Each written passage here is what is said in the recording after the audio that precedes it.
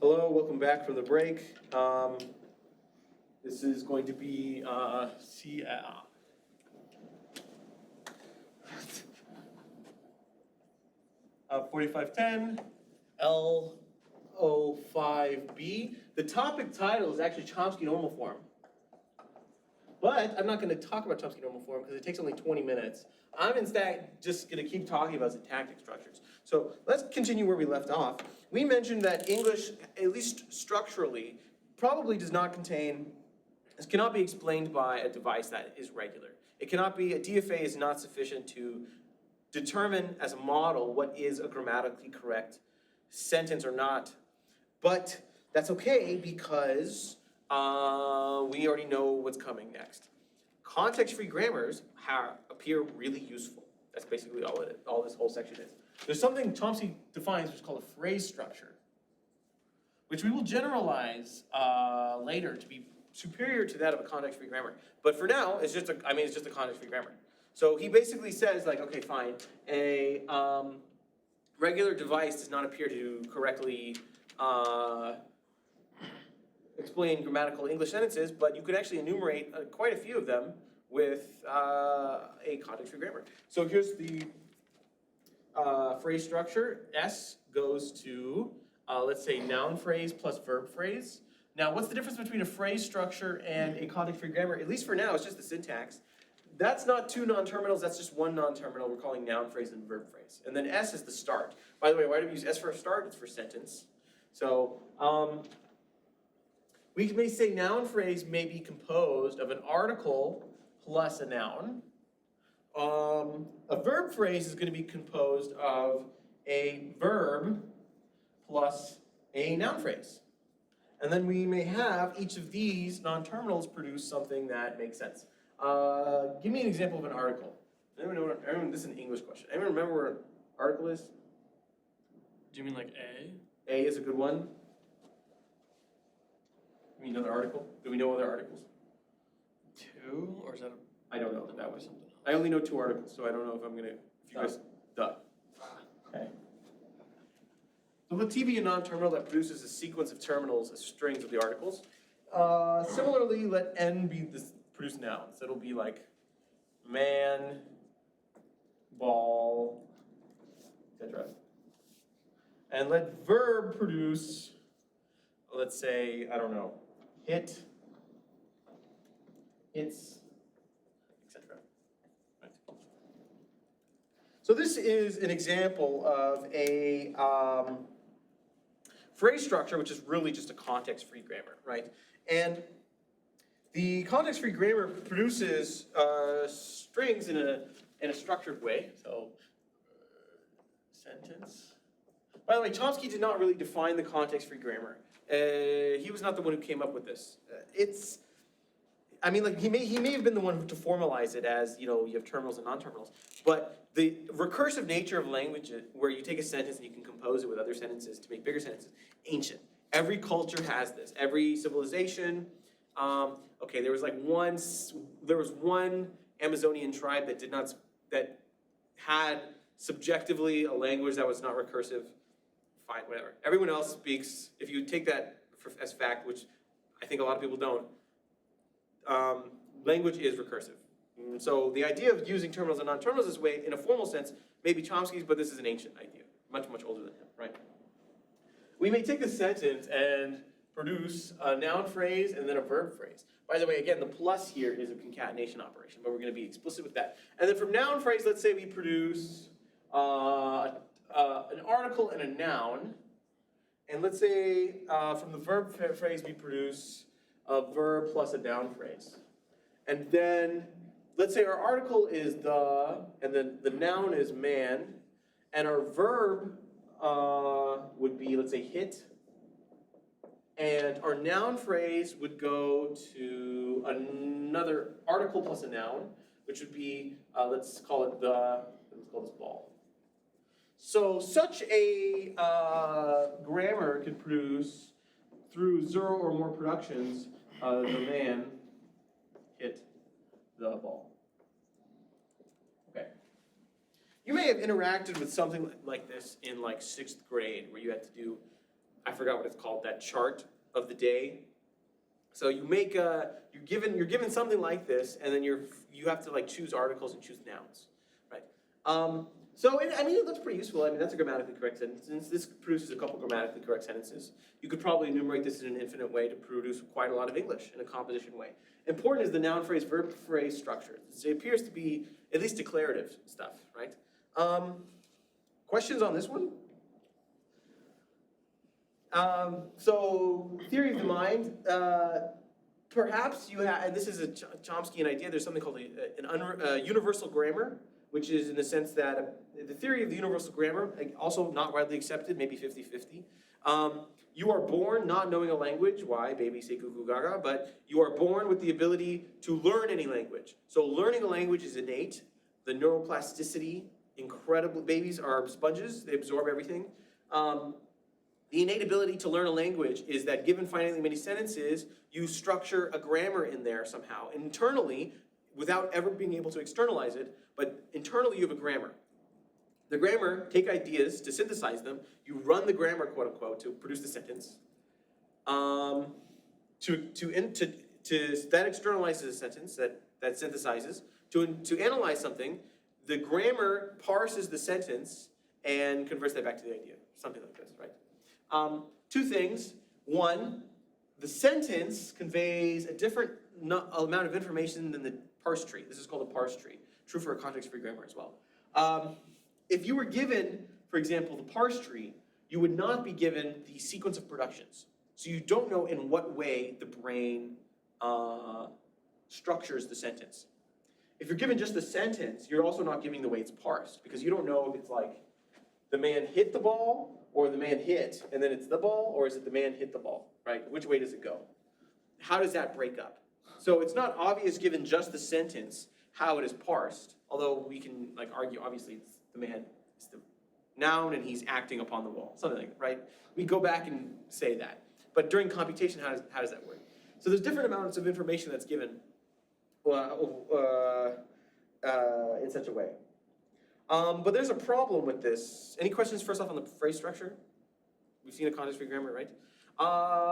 What's the problem with this?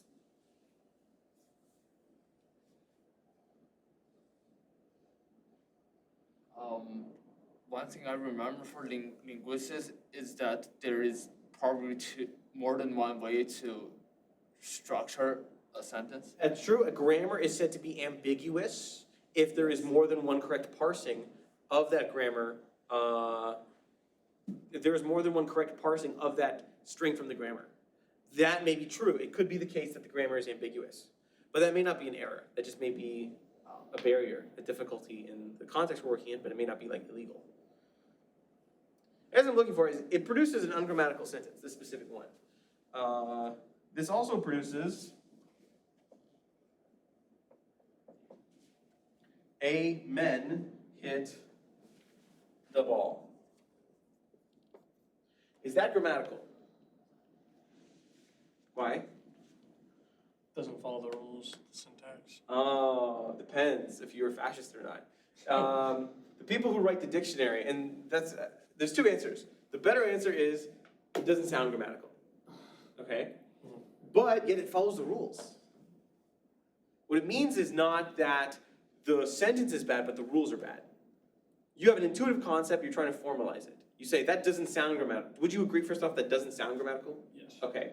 Why? Complicated thing, intuitive, old Diogenes, whatever. But yet is correctly produced by this grammar. So this grammar also is not perfect because it can produce incorrect sentences, okay? The reason I made the fascist comment is because many people think that the dictionary writer, many people think English is, and language in general, is what you learn in school. But you just kind of are learning what the agreement is. But part of the agreement is that you have the right to modify it as well. So people who write the dictionary, they're not fascists in the sense that they decide what is correct and what is incorrect. But the people who speak the language, are the ones who decide it's correct or incorrect. It's highly democratic, right? And if you can introduce a new word and get people saying that word, then you have changed the rules of language itself. Shakespeare invented like 1,000 new words, something like this, right? So all you gotta do is get enough people to say your word and it'll enter discourse and then, it'll enter the dictionary. The people who write the dictionary are not people who make rules. They are recorders of history more than they are saying like, this is correct and this is incorrect. They are the people who say, this is what people are saying. So, right. Anyway, that's bad. Okay, so context-free grammar, bad. Is context-free grammar strong enough? You can actually fix this without strengthening the type of grammar. This specific counterexample could be done in a context-free way, where if you had, for example, a noun phrase, or the noun phrase produce plurality, right? It has singular and plural noun phrases. That could be done in some way, right? What is the grammatically correct version of this? It would be, a man hit the ball, and then a men hit a ball? No, a man hit a ball, the men hit a ball. You know, so like, somehow you wanna like, and what the sentence used in specificness is that you want to limit the application of a rule to certain context. Everyone has played Mad Libs as a kid? So you know you do Mad Libs, you do... What is that? Mad Libs is this game you play at least in America. So you do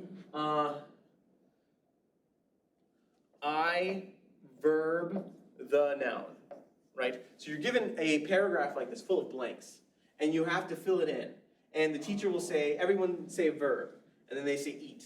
And then everyone say a noun, and then they say, you know, monkey or whatever. So, and then at the end the teacher reads it back to you, and you're like, haha, that's a very funny story, right? That's called Mad Libs. Right? You guys, this familiar? Familiar? Okay, yeah. Sorry, it's okay, It's not important. But the point is that the context-free grammar is in some sense a Mad Libs, because when you have a blank like this, any verb can go there. And if you have a blank like this, any noun can go there. You don't want every noun to go there. And this is a sentence that is grammatically correct. I eat the monkey. I eat the monkey is not grammatical. Is that grammatical or not grammatical? Is that grammatical or not? You think it's grammatical? Grammatical? Yes. I eat the monkey. I don't like it though. I would think I am eating the monkey. I ate the monkey.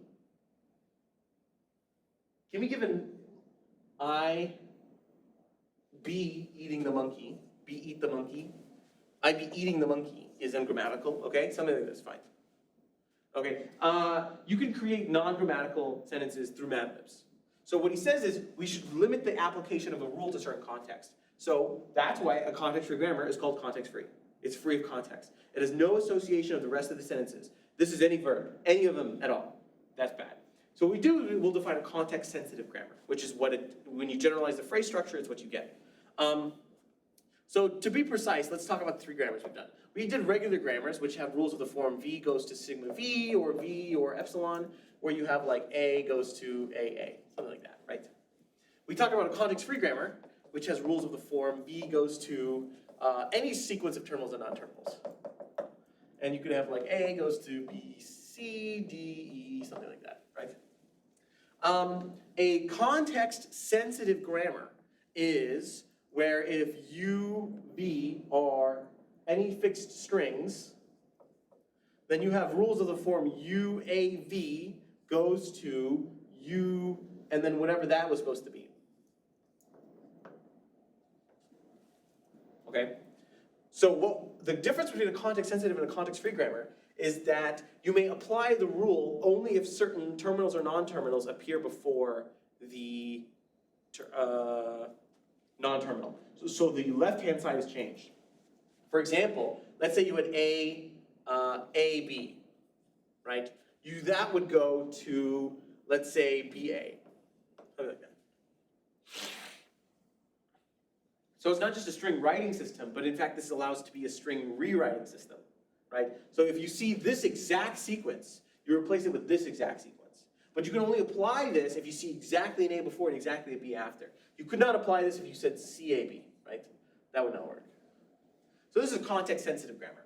And context sensitivity allows us to basically fix this issue, right? So he goes on, he defines a context-sensitive grammar. He says, okay, well, now we can apply rules only in certain contexts. So, for example, when it would be a man hit the ball, you would make sure that A only comes down if man was appeared after it. The would not be allowed to be produced from here, except when men was here, right? So it would be something like the article chosen would be specific for plural, or this would be a man would be a man or the man, and then the article for men could only be the men. Something like this, right? So in that sense, that would be the context sensitivity of this, right? By the way, this specific example can still be done with context freeness, but not every example, but this helps. Do we agree that this probably works? You can prove, by the way, context sensitive grammars are stronger than context free ones. We won't spend more time on it than that, though. I just want you to know that they exist. And why is it called a context free grammar? It's free of the context of the sentence. Questions on that?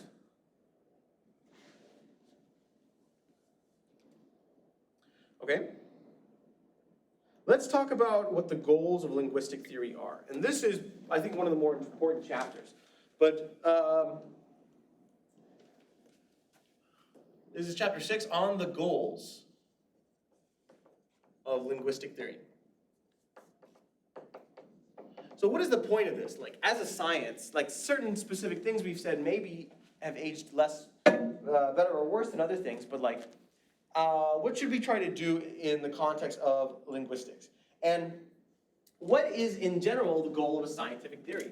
Now, I think I'll explain that better, but he says that linguistics, in like chapter 8, linguistics should do three things.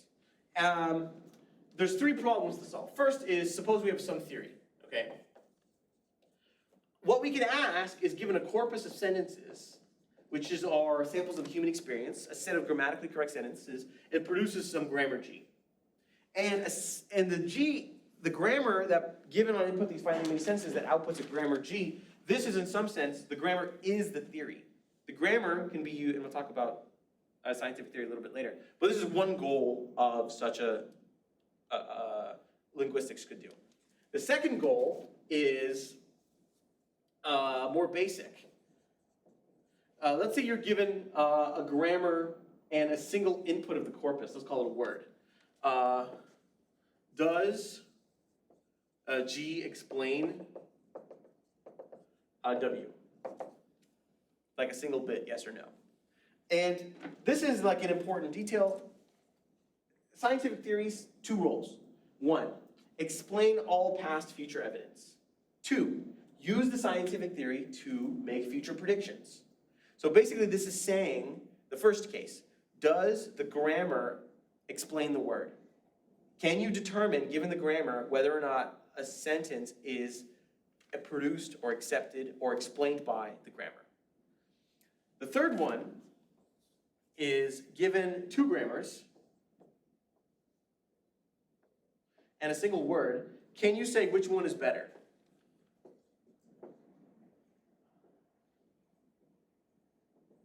So the third case is, given two distinct theories and a piece of evidence, can you use the piece of evidence to justify which theory is better? That's sort of what's going on there. And to give you an example of that, we could say, like in chemistry, everyone learned the Bohr model of the electron. I didn't learn the Bohr model of the electron. I started on, what was it, the wave equation, probability distribution, whatever, okay? I never actually learned the Bohr model. But you have a piece of evidence that is explained by one model but not the other, right? That's an example of this. You could say, like, oh, this theory is better because it explains this evidence. This theory does not explain this evidence. So therefore, this theory is better than that one. He also says that this whole thing is too hard. We probably can never do this. For many reasons. Intuitive reasons, and this is basically the best we can hope for. Just like given explanations, we can probably, and samples, we can determine which one is better. We're never gonna be able to sufficiently explain English, let's say, in specific, right? People come up with new sentences all the time, but not just new words, but new ways to arrange sentences. And if enough people speak it, it's grammatically correct. If you agree it's grammatical, that notion will change over time. So will the grammar, but such a process, of course, can never be, it's too hard to do this, right? Determining if a grammar even produces a word itself may be difficult. And he says like, this is the best we can kind of hope for. This is like a very foundational and important section, and many people credit this as like the start of the study of linguistics as a science, where you take measurements in a very empirical way, and then you proceed. Questions on that?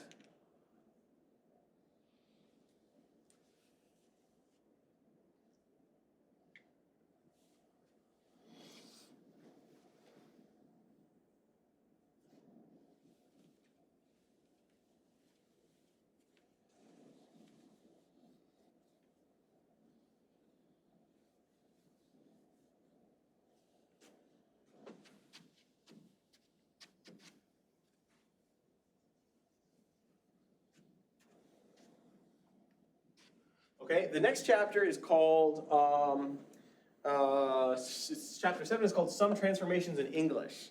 I'm not going to get into detail about it because it's very rigorous. And he actually does try to do the science that he said he was going to do, where he actually looks at a lot of sentences and try to come up with this. So it's basically like, it's the meat of the book, and it's the easiest part to skip. We gave we gave a single parse tree of a phrase structure to explain one sentence. Imagine you do this in a very large way. Dozens of non-terminals, maybe 25 non-terminals, and you figured something else out. I don't care enough. We care about the other parts, not the actual science, but the attempt of science. The moral is not specifically, was this theory correct, but the fact that he's doing science. Sorry. Skip it. Next chapter, 8. The explanatory power.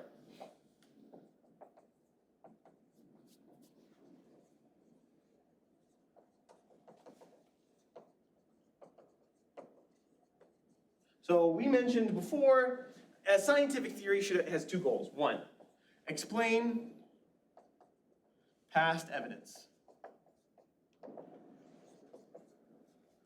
2, predict future.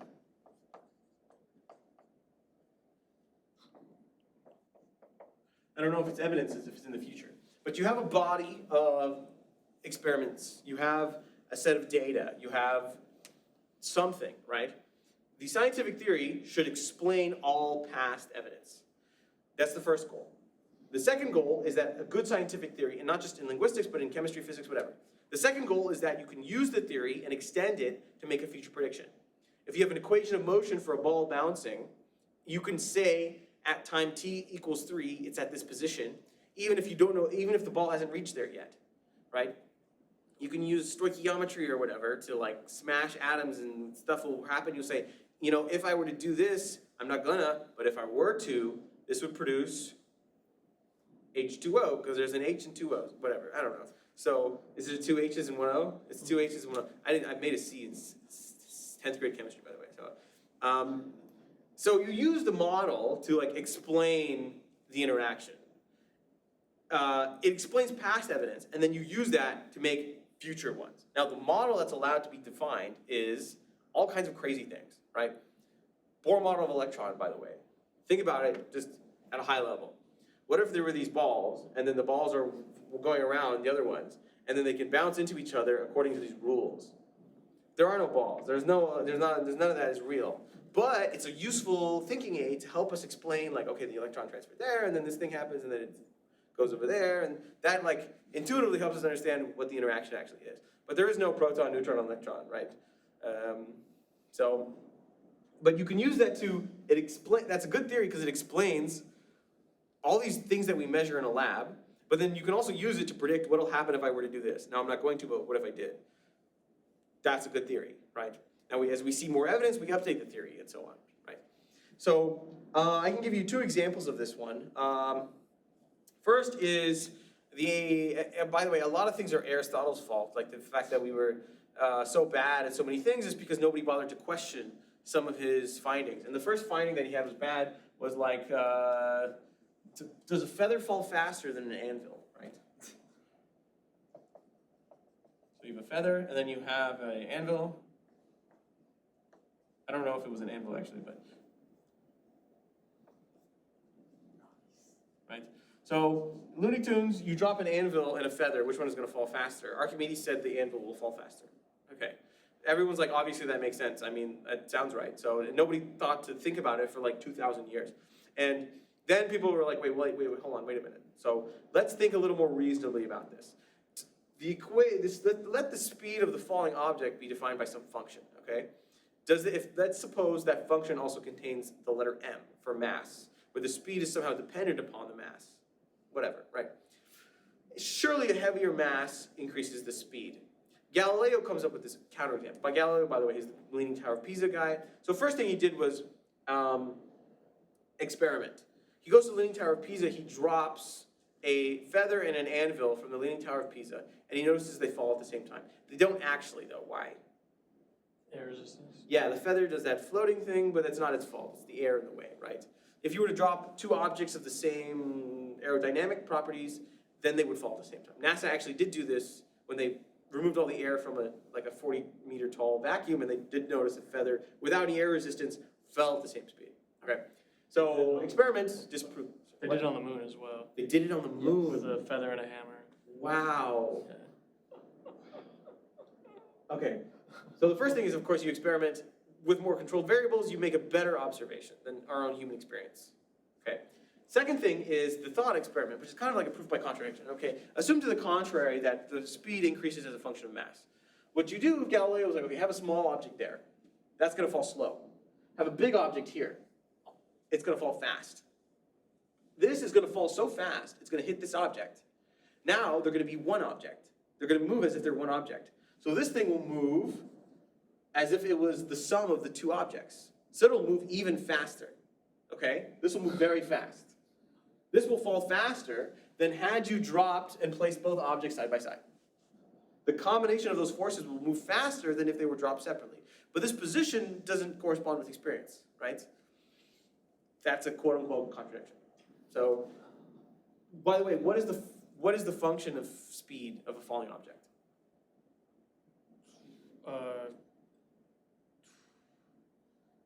Well, that's This is a hard. trick question. It's a trick question. Yeah. The velocity of a falling object is what as a function of anything? It's It's just just- MA, right? Well, that's force. That would be force, which is Sorry, not force. exactly Well, like, velocity. It's the mass and It's actually not times mass. the gravity constant. Oh, you're right. It's not yeah. mass. It's a trick question.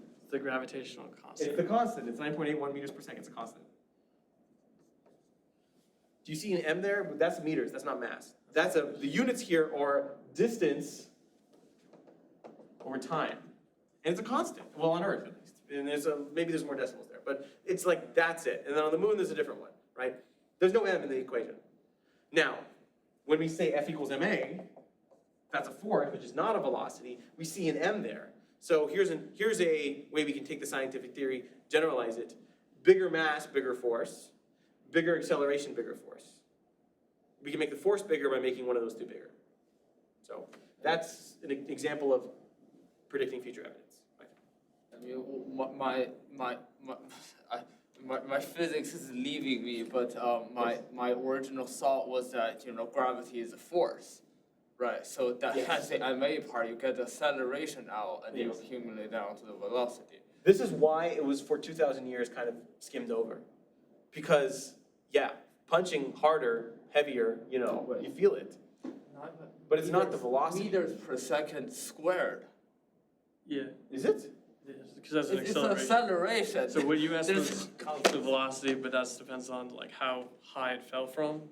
But that's constant as the acceleration is how fast it speeds up. But then This there's, is the, but then there's also air resistance, okay. which limits the maximum speed. What is okay. So how can I fix this? I think What it still is works. It's still 9.81? The velocity of an object falling is 9.81? No, No, but that's I mean the not- analogy I think with the acceleration still Okay. works. I'm not sure though. Mass is not a variable Exactly. Yeah, that's the of point. the velocity. Yeah. Other things are going to be there. No, actually, then the air resistance may be a function of perhaps the mass. Who knows? Let's ignore it. Yeah. Analogy, okay. I also have lost my physics, so. Does it have to be velocity? Or you could use acceleration, but I'm not sure if, I don't remember. okay. I mean, if you're the physics guy, so if you think acceleration is independent of mass. Yeah. It's the derivative of velocity, so that sounds right. Yeah, Okay, exactly. so this is independent of mass, and there's the mass. Yeah. Okay, good. Yeah. Okay, excellent. Let's do another physics analogy. Are you guys familiar with the Heisenberg uncertainty principle? Yeah. What is the Heisenberg uncertainty principle? The actual formula No. or the concept? The concept. So the more specific that you try to measure something, like the position of the object, the less you know about the momentum. Mm-hmm. So it's like, the more you know where it is, the less you know where it's going to be. Exactly. So to give you the formula, let delta of x be the error in position measurement, and let delta of p be the error of momentum. This is the error term in momentum, and this is the error term in position. And what Heisenberg said was, okay, well, delta, and actually, by the way, these are like standard deviations or something. Delta x, delta p, is greater than or equal to some constant, right? Now, here is where equations are meaningless, but here's where you get quote unquote explanatory power. A scientific theory should explain something. Here's the explanatory power. This equation, first off, both of these can't be zero. This is a constant. So you can't have both of them perfectly. Second thing is, as you get more accurate in measuring one, by the formula, the other must blow up. So if you take the limit of delta x to be zero, as you get more and more accurate in measuring position, you necessarily must get less accurate in measuring momentum. That is the human understanding the notion of the Heisenberg uncertainty principle. But it follows from analyzing and looking at the equation and understanding what it means, right? The equation is what you get, and then you turn that into an explanation of what this actually means for how we do things, right? As another example of and physics is full of such examples because there are equations, but there are other sciences with such examples, Right. Now, what's the, what Chomsky says is if there's a good theory, a grammar, in some sense, is a scientific theory. It is an explanation of something. It is in the same way of a formula is just being a bunch of lines and stuff. A grammar is just a bunch of rules, but the grammar can also sufficiently explain, or should explain. He didn't use these examples, but it should explain the same way that a scientific theory does explain. And an example he gives is the following. John ate an apple. Did John an apple? What did John eat?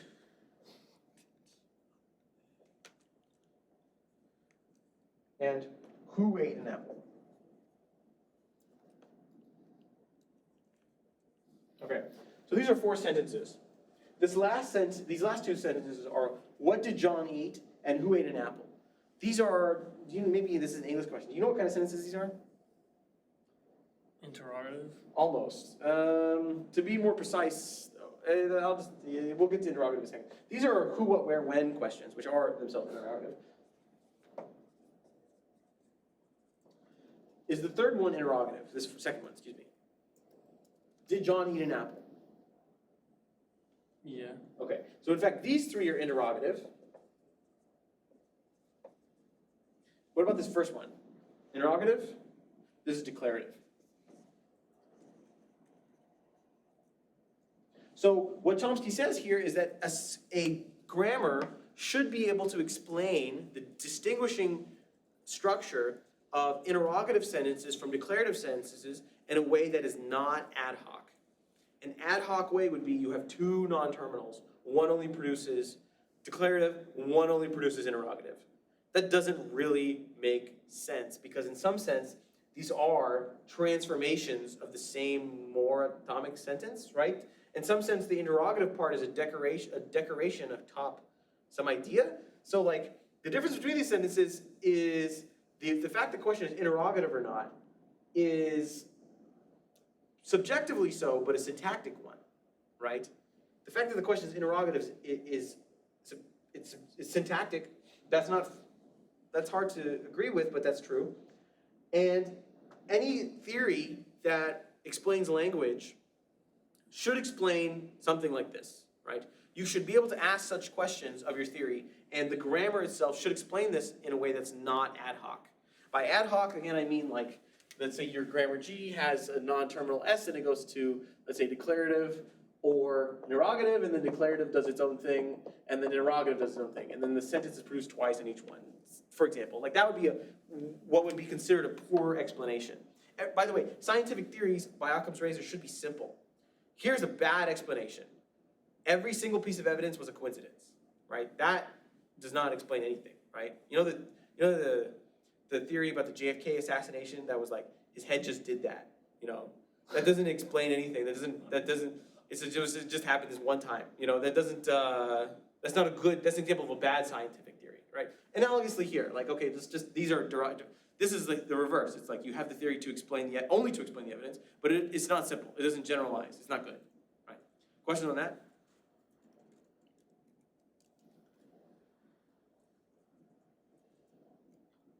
Okay. The 9th chapter is on something called syntax and semantics. We're returning to this question. We talked about this question at the beginning with the colorless green ideas sleep furiously sentence, but we can talk a little more intimately about it. And at the time, there was literature about like these two notions being related and maybe being identical, but Chomsky spends this chapter sort of arguing against these people. And so we'll call it the loser's hypothesis.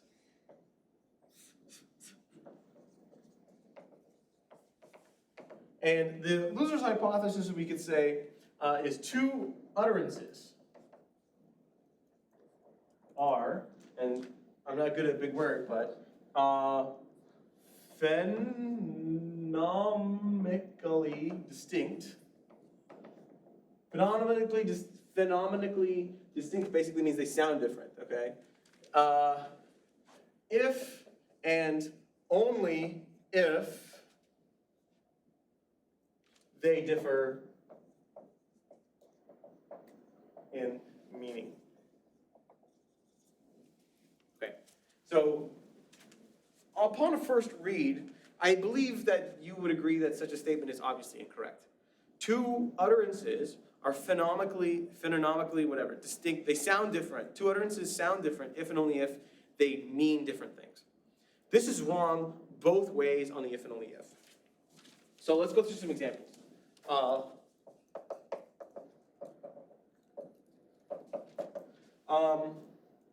Give me two words that sound different but mean the same. Sound different, mean the same. House and building. Those may be, I don't know. We're in a building, but we're not in a house. House and home. House and home. You know there's internet discourse about houselessness versus homelessness? That's not, so let's talk, give me a different one. Simpler than that, actually. Pop and soda.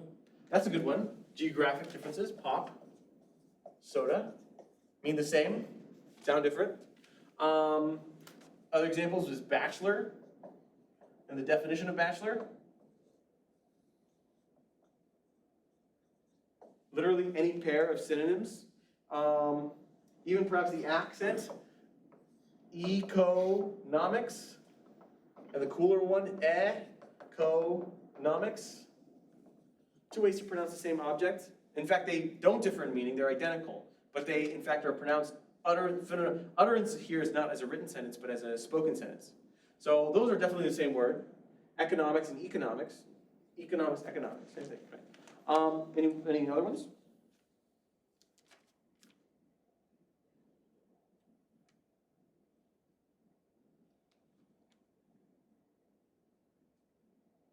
Large and big.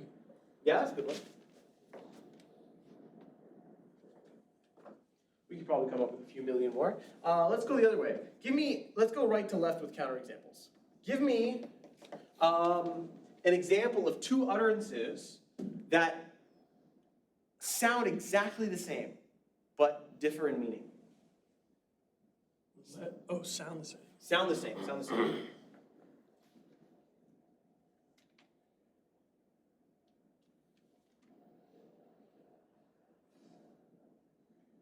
like to read and read like the thing that you see in marshes? I think it's two E's. Oh, would you see marshes? Yeah. Yes, okay. In fact, there's more reads. Yeah. Okay, read, It's also the name. yeah, several of those. Okay, that's a good one. That's a good. What are these called? Does anyone remember? Homonyms? Homophones? Homophones? Don't remember, we should ask English people. But we're doing math, we're not doing English. So next one, give me another example.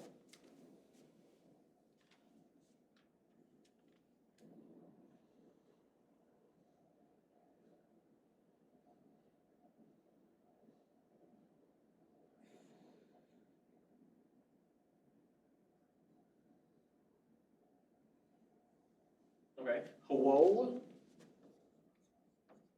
whole.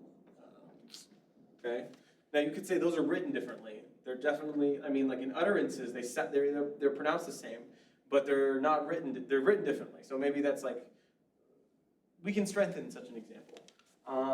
Break, as in to break something, and then break, as in to smash something. No, break something, as in to break something, and break as I'm on a break. Like we just got back from Memorial break, right?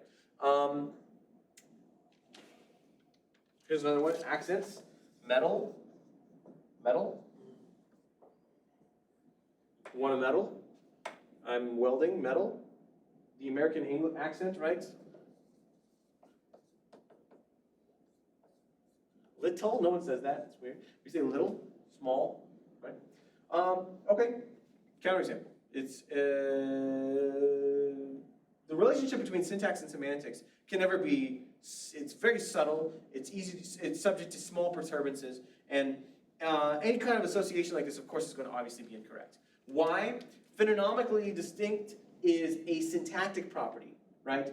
Sounding the same as a syntax portion, in the sense that a robot without understanding meaning of sentences could probably determine if two people say the same sequence of words. Meaning is, of course, a semantic property. So this is so, first off, semantics cannot if and only if syntactics. Certainly no such relationship is ever possible. They must be different. That's the first assertion he says. They are not identical. This is just as really a strengthening of the thing we said about colorless grand ideas think furiously, splitting a hair.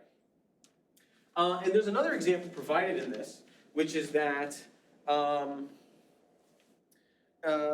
even a sentence that very strongly has a semantic property, a slight change, let's say take the same sentence, take a sentence, make an incredibly small syntactic change to it. This can change the semantic meaning of the sentence, right? So consider even the change from active to passive. Active to passive is a syntactic property, but the strongest notion of a semantic property is truth, right? So consider the sentence, everyone in the room knows 2 languages. Okay. Active or passive? Yeah, I think it's active. That's a tough one. What do you guys vote? Sure. Active sounds active, okay. Is it true? I don't know more than 2 languages. I'm actually learning another language. Does anyone here know one language? Which language? Like another language? Yeah. I know one. I Yeah, know English. Okay, so we know. So this statement is false. Do you guys know 2 languages? You know Chinese and English. So you know 2 languages. You know 1 language. So the statement is false, but it is active, okay? The active portion of the sentence is syntactic. So let's perturb the syntax. What is the passive equivalent of this sentence?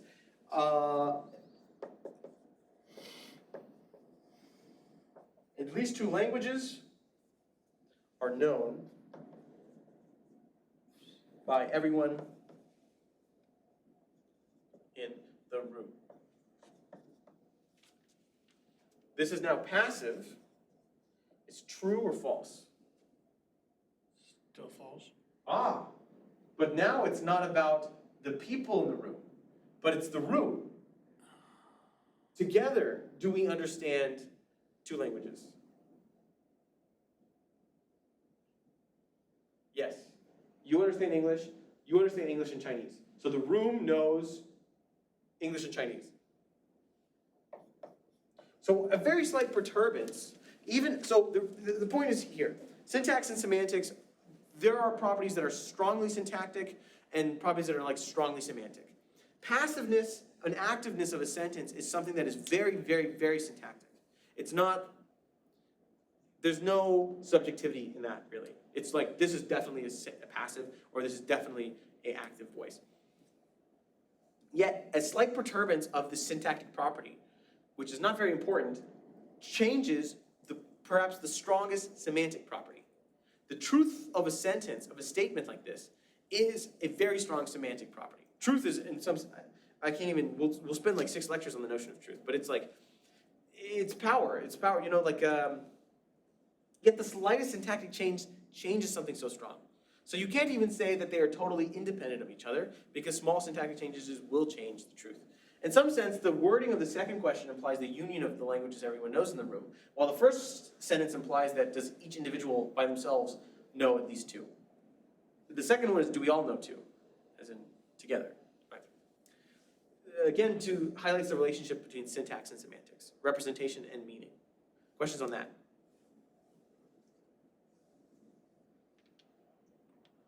Okay, that was chapter 10.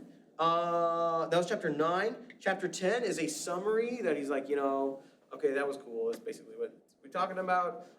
Let's talk about Chomsky normal form, which is the point of today's lecture. So in fact, this question here, before I erase it, given a grammar G and a word W, can you determine if G explains W? Let's work in a more formal notion for a second. If we're working in the theory of automata, I give you a DFA, I give you a word. How do you determine if the DFA accepts the word? You step through the DFA. Yeah. Did we do Chomsky normal form last time? Okay. Yeah, you step through the DFA. Takes n steps. How do you determine if an NFA accepts the word? Step through the NFA. You got to do a little bit more, but basically. Until you're... Yeah, DFS or BFS, or you convert to a DFA and then you step through it. Maybe in a more formal sense. So like, how do you determine if a context-free grammar produces a word? It's difficult. If I give you any grammar in any word, how do you determine this? And that's the point of Chomsky normal form. Grammar G is said to be in C and F if the following hold. First off, the rules only look like this. A goes to a single non-terminal, goes to 2 non-terminals. Or a single non-terminal goes to a single terminal. So if a grammar looks like this, this is what the Chomsky normal form is about, right? 2 other properties. The start non-terminal produces the empty string if and only if the empty string is in the language, and no other non-terminal is allowed to have a production of the right-hand side be an epsilon.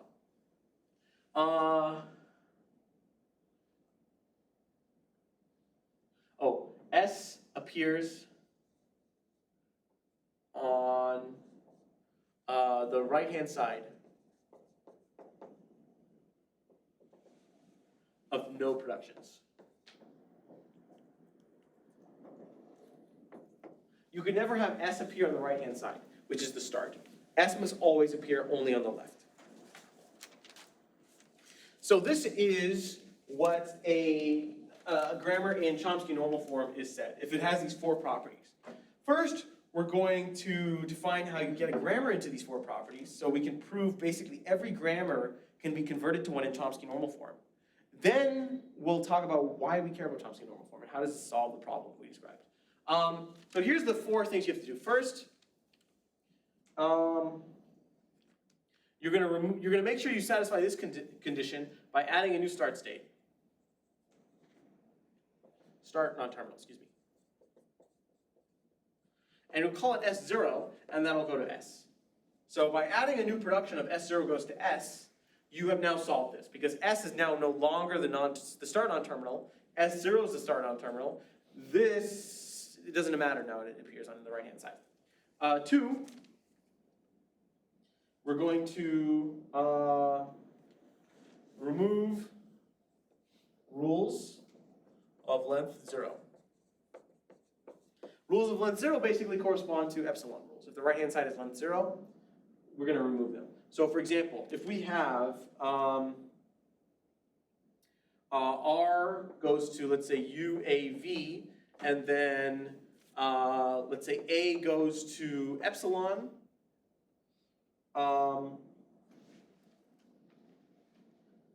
What we're gonna have is we're gonna modify this set of rules to be like, R goes to UAV or UV, right? It may not necessarily mean we delete A, but we go through the productions as if we were applying A, and then we just sort of hard code them in, right? So you can go to UV as if you took this. So wherever you took this, you just kind of hard code it in, and then you remove this epsilon rule. Now let's say this went to, let's say, some X or something. You would still have A goes to X here, right? You remove rules of length 0. You want to remove rules of length 1.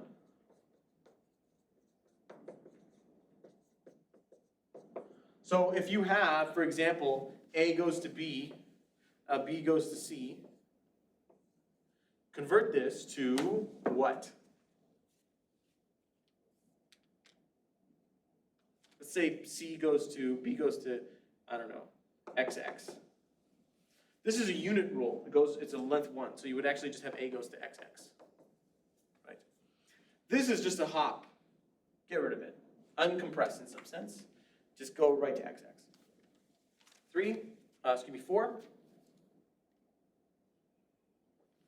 Remove rules of length greater than or equal to 3. And how are we going to do this?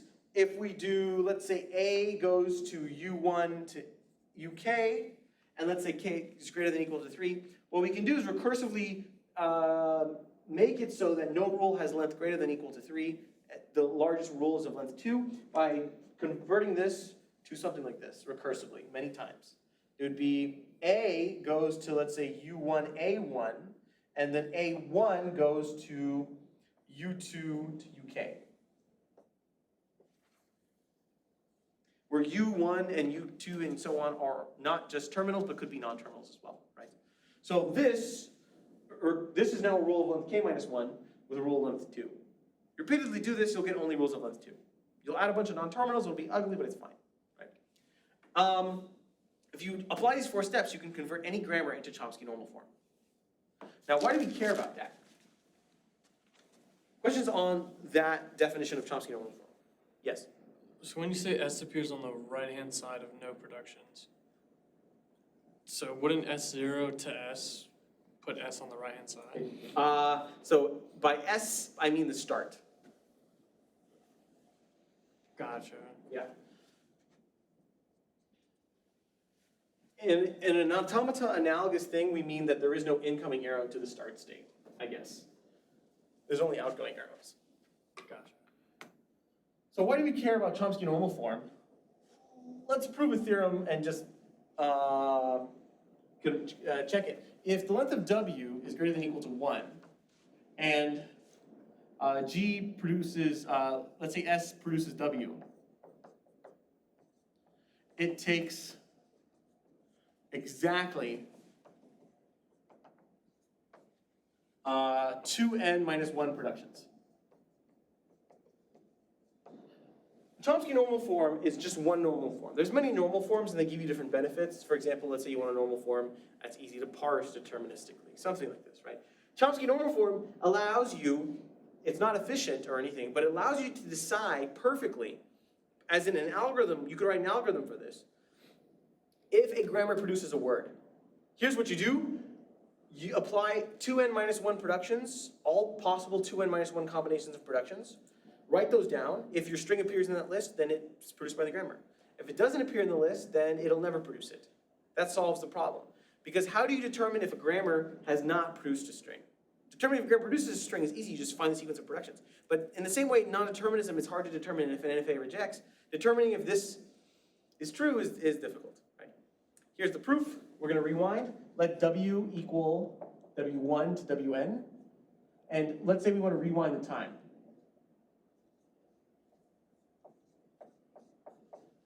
So let this arrow mean undo 0 or more productions. Each non-terminal, these are terminals, okay? So these are letters. they come, by the definition of Chomsky normal form, they can only come from a single non-terminal, right? So one non-terminal cannot make 7 terminals or something. So if you rewind the time, each terminal comes from exactly one non-terminal. Call it capital W1 to capital Wn, okay? How many steps does it take to go from this to here? From these n non-terminals to these n terminals takes how many productions? Yeah, 2n minus 1, or? not quite. or Well, just n? yeah. Now, how do you get these n non-terminals? You have to start somewhere, so you start back at the start. How many productions does it take you to go from the single start non-terminal to n new non-terminals? Notice that when you have a rule of the form A goes to BC, you remove one non-terminal, you add 2. So you're netted 1 non-terminal. Each production adds at most 1 non-terminal. How many productions does it take to go from 1 non-terminal to n? There's a trick here as well.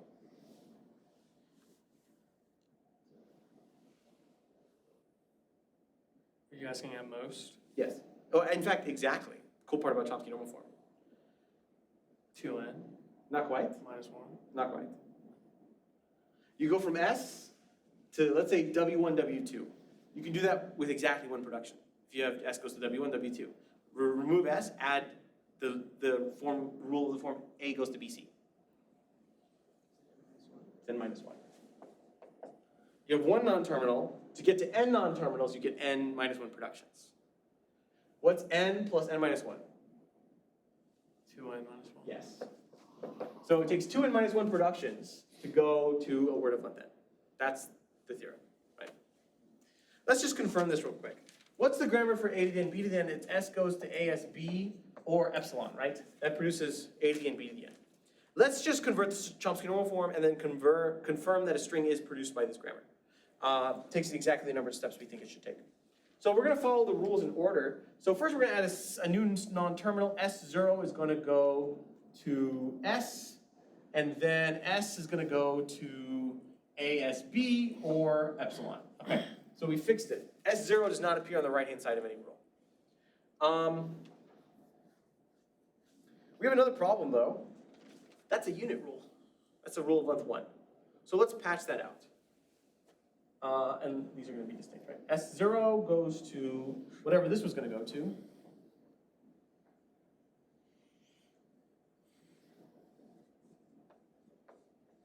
Okay. Do we agree? Every time I perform a transformation, agree with yourself that I'm not changing the language that it's produced. I'm just changing the syntax of the grammar. Okay. Good. We have another problem now, though. The next problem is we have an S goes to epsilon when only S0 is supposed to go to epsilon. We don't want any epsilon rules. So we have S0 is going to go to ASB or epsilon, and then S is going to go to wherever this would produce us if we had S. So what that's going to give us is here is going to be ASB or AB, and then here we're going to also have an S. So this is going to be AB epsilon. Yes? Why can S0 go to epsilon? That's because you still need to produce the empty string if it's part of the grammar. Gotcha. You just have just a case just there. And in fact, W greater than 1, this doesn't even apply to the empty string. It takes 1 production to make the empty string, not -1 productions. So length 0 doesn't work. And I'm sure linguists would consider the empty string not to be grammatical, right? Well, now we've fixed all the other parts. The only parts that are left are the fact that we have productions of length greater than 3. So let's get rid of this thing and this thing. And I noticed that those are the same, so I can shortcut here. Let's call it capital X.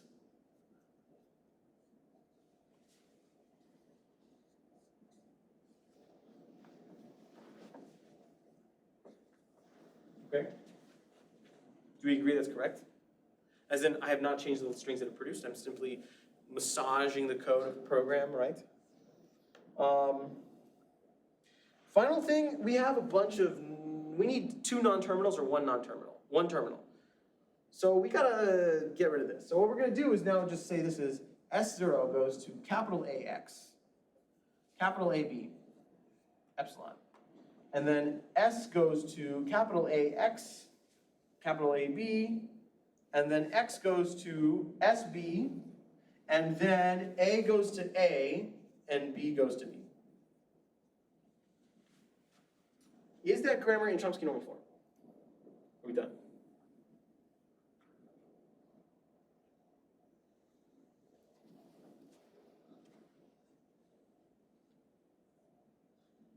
Yeah, every rules of the form one non-terminal to two non-terminals, or one non-terminal to one non-terminal. Good. Let's give a production of AABB, which should be produced by this grammar, right? Let's just give the production and count them. S0 goes to, I guess that one, AX, which will go to, X will go to SB. Okay, S goes to AB.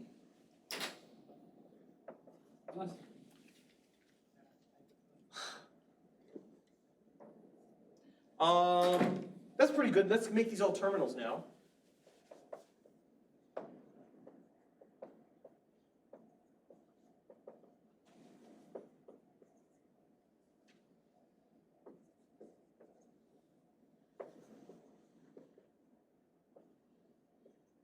And then we stop producing because we have no non-terminals. So if this has length 4, what is 2n minus 1 where n is 4? 7.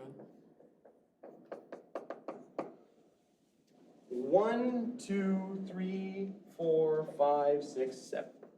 7 productions. Done. Questions on Chomsky normal form? Yes? So you said that every non-terminal either goes to two non-terminals or a single terminal? Correct. Okay. Yes. That's the A goes to BC or A goes to lowercase a kind of thing. Gotcha. Final questions? All right.